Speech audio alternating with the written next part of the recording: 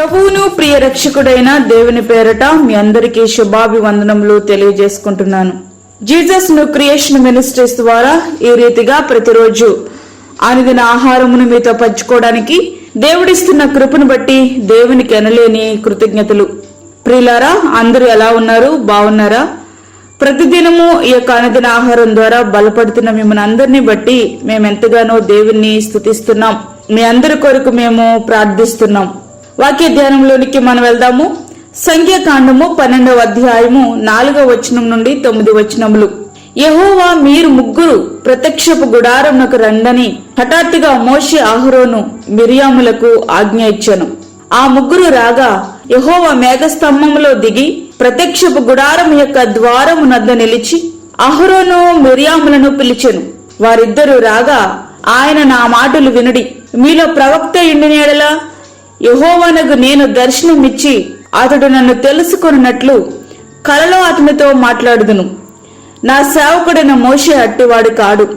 అతడు నా ఇల్లంతటిలో నమ్మకమైన వాడు. నేను గూఢభావములతో కాదు, దర్శనమిచ్చి ముఖాముఖిగా అతనితో మాట్లాడుదును. అతడు యెహోవా స్వరూపమును నిదానించి చూచును. కాబట్టి నా సేవకుడైన మోషేకు విరోధముగా మాట్లాడుటకు మీరేలా భయపడలేదనెను. యెహోవా కోపము వారి మీద రగులు కొనగా ఆయన వెళ్లిపోయెను. మోషే గారి భార్య సిప్పోరా, బహుశా ఆమె మరణించి ఉండవచ్చు. కాబట్టి మోషే గారు మరలా కూషు దేశపు స్త్రీని, అనగా ఇథియోపియా దేశపు స్త్రీని ఆయన వివాహము చేసుకున్నారు. ఇది ఆయన సహోదరుడైన అహరోనుకు, సహోదరి అయిన మిరియాముకు నచ్చనట్లున్నది. అందుచేత ఇదే అదునుగా ఆయన నాయకత్వానికి వ్యతిరేకంగా మాట్లాడడం ప్రారంభించారు. వారికి ఇవ్వబడిన పదవులతో వారు తృప్తి చెందినట్లుగా లేరు. ఆయన నాయకత్వానికి లోబడి పనిచేయడం వారికి ఇష్టం లేనట్లు వారి మాటలను బట్టి మనము అర్థము చేసుకొనవచ్చు. అయితే భూమి మీదున్న వారందరిలో మిక్కిలి సాత్వికుడైన మోషే గారు మాత్రం ఒక్క మాట కూడా మాట్లాడకుండా మిన్నకుండిపోయారు. అయితే దేవుడు అక్కడ జోక్యం చేసుకున్నట్లుగా మనకిక్కడ స్పష్టంగా కనబడుతూ ఉంది. మేఘము ఆ ప్రత్యక్ష గుడారం మీద నుండి ఎత్తబడింది. అప్పుడు మిరియాముకు హిమం వంటి తెల్లని కుష్టు సంభవించింది.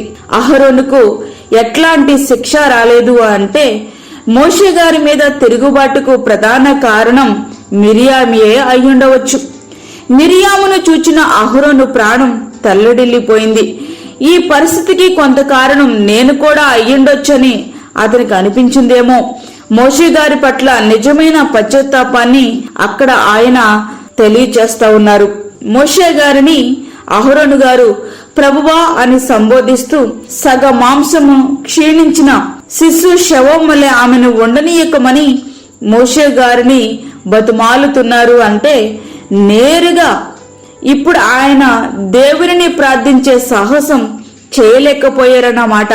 నా మీద తిరుగుబాటు చేసినందుకు ఇట్లానే జరగాలి అనే మనసు మోషే గారిలో ఏ కోశానా లేదు.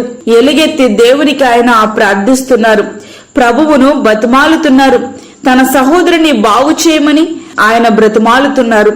ఆ ప్రార్థన ఆలకించిన ప్రభువు పాపము క్షమించబడినప్పటికీ దాని ఫలితం కొంతకాలం అనుభవించవలసి ఉంటుంది. కాబట్టి ఆమె 7 దినములు పాళెం వెలుపల ప్రత్యేకముగా ఉండి ఆ తర్వాత సమాజంలో చేరవచ్చని దేవుడు సెలవిచ్చారు. ప్రియా స్నేహితుడా, వాక్యముంటినటువంటి ప్రియా దేవుని బిడ్డ, కుటుంబములో గాని, సంఘములో గాని, సమాజములో గాని దేవుడు నిన్ను ఏ స్థితిలో ఉంచితే ఆ స్థితిలోనే సంతృప్తి, నమ్మకము కలిగి ఉండు. ఆధిక్యతల కొరకు గాని, ఆధిపత్యం కొరకు గాని ప్రాకులాడవద్దు. నిజముగా దేవుడు తాను ప్రత్యేకపరుచుకున్న సేవకుల మీద తిరుగుబాటు చేసే ప్రయత్నం ఎన్నడూ చేయొద్దు.